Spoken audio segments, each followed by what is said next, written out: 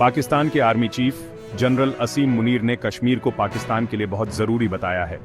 विदेश में रहने वाले पाकिस्तानियों से बात करते हुए उन्होंने कश्मीर को अपने देश की जुगुलर वीण कहा। ये बात बहुत ही गंभीर है।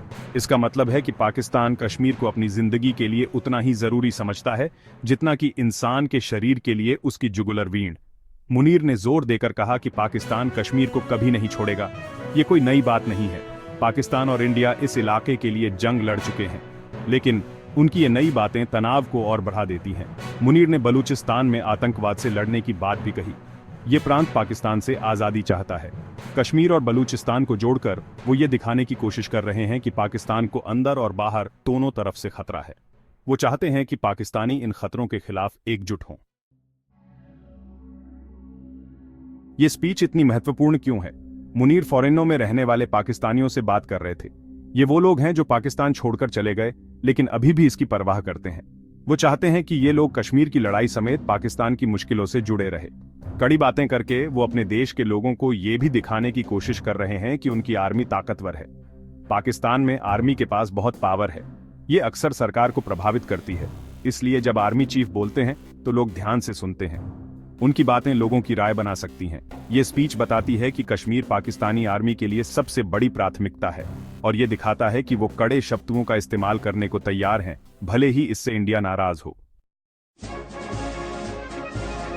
मुनीर के बयान पर इंडिया ने कड़ी प्रतिक्रिया दी। इसने कश्मीर पर उनके दावे को पूरी तरह से खारिज कर दिया। इंडिया का कहना है कि पूरा इलाका, जिसमें पाकिस्तान के कब्जे वाला हिस्सा भी शामिल है, इंडिया का है। इंडियन गवर्नमेंट ने कश्मीर में पाकिस्तान की मौजूदगी को गैरकानूनी कब्जा बताया। इंडिया ने पाकिस्तान को याद दिलाया कि कश्मीर एक आंतरिक मामला है। इसने पाकिस्तान से कहा कि वो इंडियन इलाके पर दावा करने के बजाय अपनी समस्याओं पर ध्यान दे। ये कड़ा जवाब दिखाता है कि इंडिया कश्मीर पर अपने कंट्रोल को लेकर किसी भी चुनौती को बर्दाश्त नहीं करेगा। इस संघर्ष को समझने के लिए हमें समय में पीछे जाना होगा। 1947 में इंडिया को ब्रिटेन से आजादी मिली, लेकिन ये दो देशों में बंट गया, इंडिया और पाकिस्तान। ये दो राष्ट्र सिद्धांत पर आधारित था। इस सिद्धांत ने कहा कि हिंदू और मुसलमान दो अलग अलग राष्ट्र हैं और शांति से एक साथ नहीं रह सकते। मुनीर ने अपने भाषण में इसी सिद्धांत का इस्तेमाल किया। उन्होंने कहा कि पाकिस्तान मुसलमानों के लिए बनाया गया था। वो लोगों को मुस्लिम बहुल कश्मीर पर पाकिस्तान के दावे के पीछे के ऐतिहासिक कारणों को याद दिलाना चाहते थे। इंडिया इस विचार को खारिज करता है। इसका कहना है कि ये एक धर्मनिरपेक्ष देश है जहां सभी धर्म समान हैं। लेकिन दो राष्ट्र सिद्धांत का इस्तेमाल अभी भी कुछ लोग कश्मीर पर संघर्ष को सही ठहराने के लिए करते हैं। पाकिस्तान में आर्मी बहुत पावरफुल है। इसने कई सालों तक सैन्य तख्तापलट के जरिए देश पर सीधे राज किया है। जब भी कोई चुनी हुई सरकार होती है, तब भी खास तौर पर सुरक्षा और विदेश नीति से जुड़े अहम फैसलों पर आर्मी का बहुत दबदबा होता है। यही कारण है कि आर्मी चीफ के शब्दों को इतनी तवज्जो दी जाती है। वो सिर्फ एक सैन्य नेता नहीं है, बल्कि पाकिस्तानी राजनीति में एक बहुत ही प्रभावशाली शख्सियत भी है। आर्मी खुद को पाकिस्तान की विचारधारा और उसके हितों के रक्षक के रूप में पेश करती है।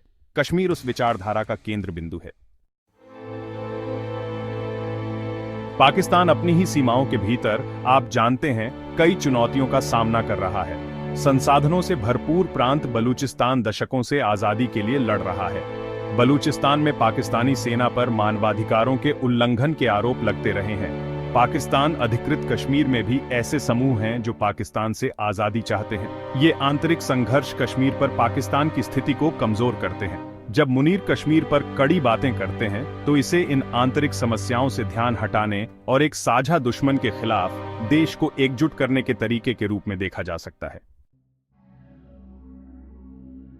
जनरल मुनीर द्वारा दिए गए बयान जैसे बयान, ठीक है, खतरनाक हो सकते हैं।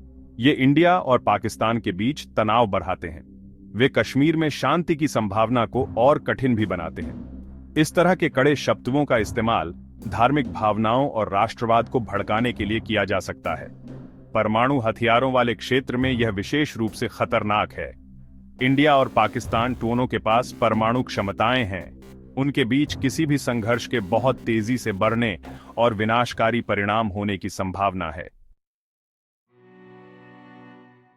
कश्मीर संघर्ष की जड़ें इतिहास, धर्म और राजनीति में है।